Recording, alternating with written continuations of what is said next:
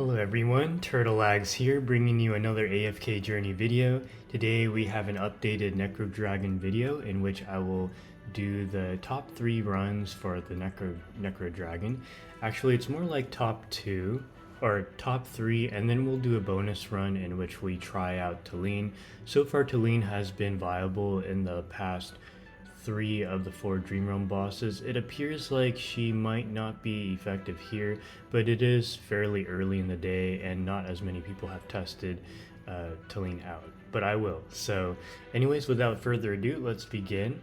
This is what the top team, or I would say the top Leviathan, is running here on my server, my district. Basically, the idea is that you have mobile units such as Temesia and Merrily in order to move around, hop out of the explosions, and do high amounts of damage. Temesia is really nice because with her season skill, she does do an 18% physical defense shred, which will help with the damage output of both Thorin as well as Merrily. And then you have Lucius, who has a season skill where over time he boosts the haste and the damage dealt by your entire party. This appears to be the best team, so let's go ahead and give it a try right now. And of course you have Rainier dynamic balancing your Merrily to increase her damage output as well as mitigate the damage that she takes. And of course we're running the evocation spell, which you see on the bottom left, which will provide some offensive and defensive utility for my entire party. One thing I do want to mention is that for this stage in particular, it appears that the best team for the Leviathan might not necessarily be the best team for you.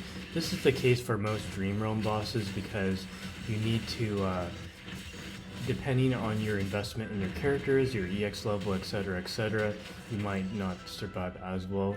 Also, there's a ton of RNG. As you can see, I didn't even get 36 bill, and in the past I've actually gotten more than that. So that's one team. Here you see that most of the damage is actually coming from Merrily.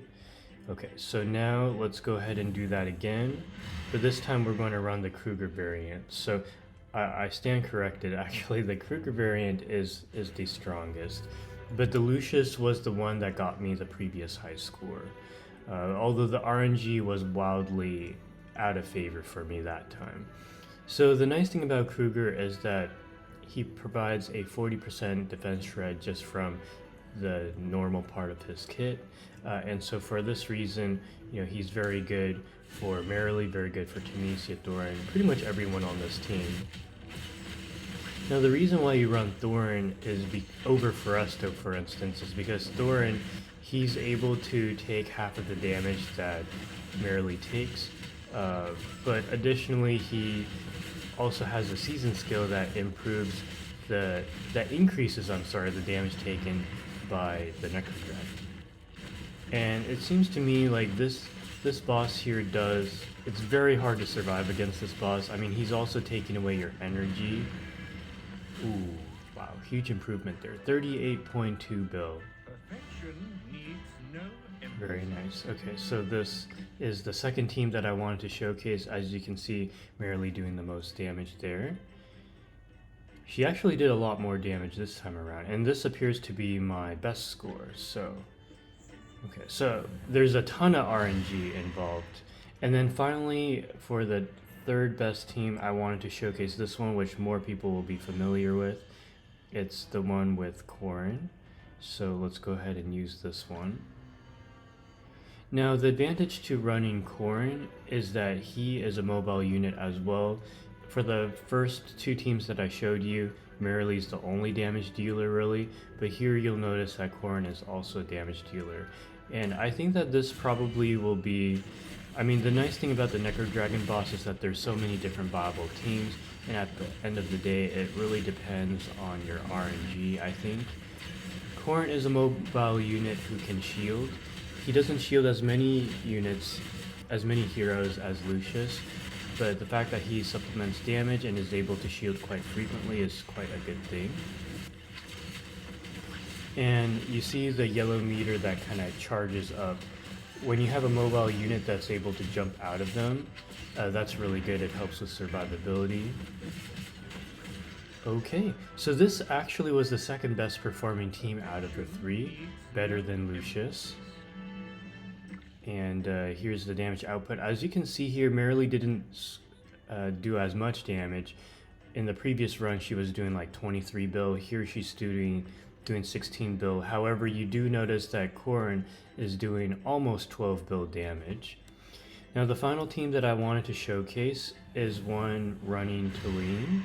And if we were to filter all the Talenes, the highest score was actually from someone who didn't even have a Supreme Plus Talene.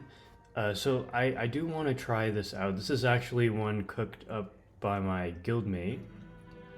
So the advantage to running Talene is that you do get additional damage from the blessing that is applied to Thorin.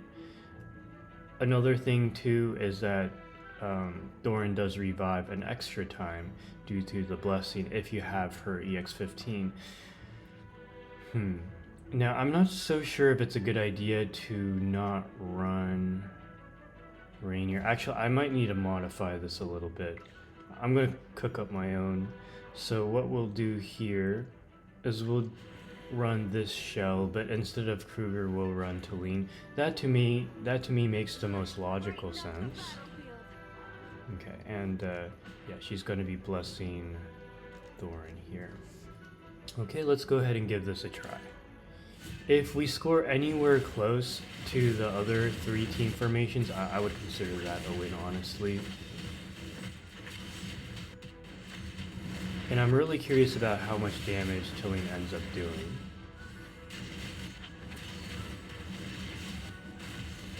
Now, you could even play around with this and have Talene bless a very important unit who you want to revive, such as Marilee. Although Marilee will always be behind Thorin, so actually that wouldn't quite work out. Okay, so we're going strong. We're already at 36 bill. Ooh, new score! Wow. I got a new personal best with Talene. So Talene might be in, actually. Alright. So, you know, Marilee still did a respectable 21.5 bill. And look at how much damage my Talene did. Actually, a decent amount of damage. Okay, very cool. So, new personal best with a Talene. So, and no Frusto. A couple of my viewers were mauling yesterday night saying, oh, why is it that every team runs a Talene and a Frusto? Okay, of course we'll share it. Because what a Giga Chad moment, right? Of course, that is with a minimum EX15 Talene. So, that's funny how that worked out.